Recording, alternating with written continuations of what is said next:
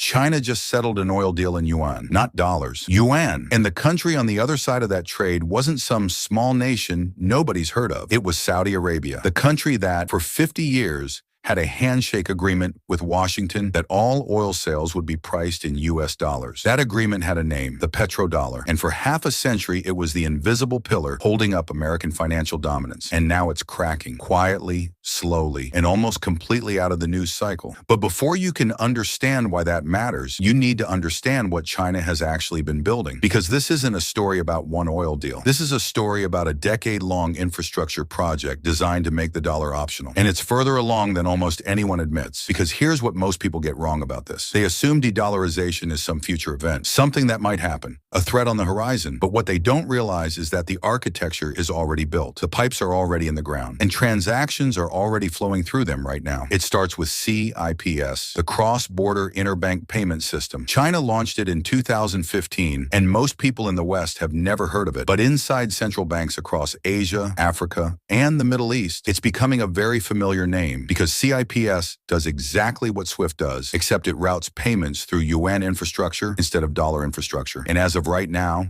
it connects over 1,300 financial institutions across more than 100 countries. That's not a prototype, that's a network. And here's where it gets interesting, because SWIFT didn't become dominant because it was the best option. It became dominant because it was the only option. There was no alternative. So every central bank on earth defaulted to routing their international payments through US regulated infrastructure, through New York, through the dollar. And that arrangement gave Washington something incredibly powerful: visibility, control, and the ability to flip a switch and cut any country off at any moment, which is exactly what happened to Russia in 2022. And every central bank on earth watched it happen in real time. Because when the US froze $300 billion in Russian sovereign assets and cut Russia off from SWIFT overnight, it wasn't just a sanction. It was a demonstration. It showed every country in the world that their reserves, their savings, their financial lifelines could be vaporized by Washington with a single decision. And for countries that had complicated relationships with the United States, that demonstration changed everything. Because the question they started asking wasn't whether they agreed with the sanctions on Russia. The question was, what happens when it's us? And that fear is exactly what China has been exploiting. Not aggressively, not loudly, quietly, methodically, and with a very long time horizon. Because China doesn't need to replace the dollar tomorrow. They just need to make it less necessary, one trade at a time. And the numbers show that strategy is working. Because in 2010,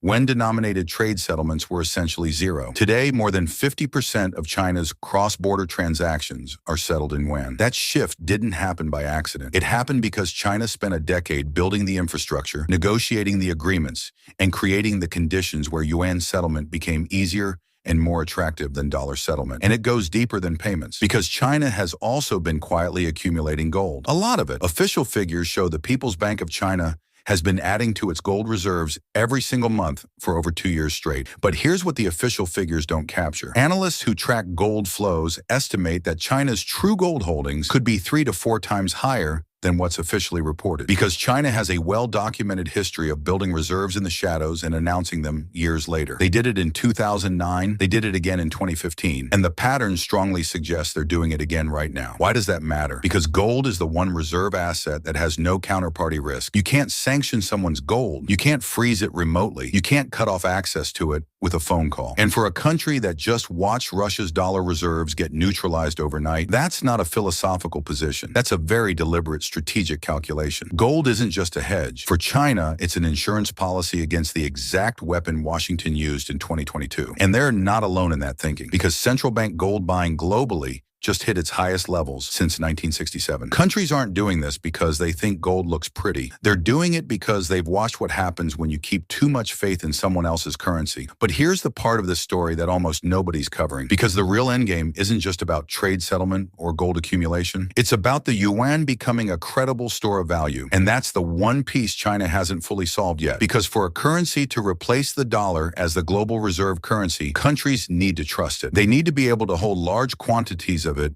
without worrying that the country issuing it will devalue it, restrict access to it, or manipulate its value for domestic reasons. And right now, that trust doesn't fully exist because China maintains strict capital controls, meaning you can't freely move money in and out of the country. And that's a fundamental barrier. You can't be the world's reserve currency if you control how much of it people are allowed to hold, which means China's real competition isn't the dollar, it's trust. And they're trying to solve that problem in a way that most analysts aren't expecting. Because instead of opening their capital markets, which would carry enormous domestic risk and expose the Chinese economy to the kind of volatility they've spent decades trying to avoid, China is building a parallel system, a system where you don't need to trust the yuan as a store of value because you can trust the infrastructure around it. CIPS handles the settlement. Bilateral swap agreements with over 40 countries handle the liquidity. Digital UN pilot programs handle the traceability and speed. And a growing network of commodity trade relationships handles the underlying demand. It's trust by architecture instead of trust by reputation. And the countries signing on to this system aren't small actors. Russia settles energy in yuan now. Brazil has signed a yuan trade agreement. Argentina is using yuan to pay its IMF debts. Indonesia, Saudi Arabia, and the UAE are all in active conversations about expanding yuan usage in trade. These aren't marginal economies. Together, they represent an enormous share of global commodity supply. The raw materials the world runs on: oil, gas, iron ore, copper, soybeans, and more of it is being priced and settled outside the dollar every single quarter. And here's what you need to understand about how this actually ends, because this doesn't play out like a sudden crash. There's no moment where someone rings a bell and declares the dollar finished. That's not how reserve currency transitions work. What actually happens is slower and in some ways more dangerous. The dollar remains dominant on paper while quietly becoming less essential in practice. Its share of global reserves keeps drifting downward from 71% in 2000 to 66% in 2010 to below 58%